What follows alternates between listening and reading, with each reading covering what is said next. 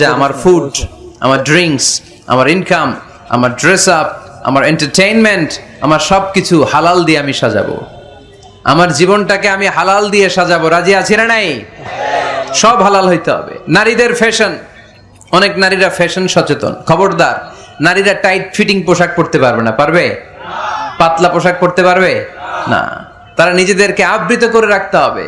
Tight fitting পোশাক পরতে পারবে না, অন্য ধর্মের পোশাক পরতে পারবে না, পরচুলা লাগাতে পারবে না। এই ফোর কর্নার্স, এই বর্ডার গুলো মেনে নারী যে কোনো ধরনের ফ্যাশন নিতে পারে। এই ফ্যাশনগুলোকে বৈধ করেছে কে?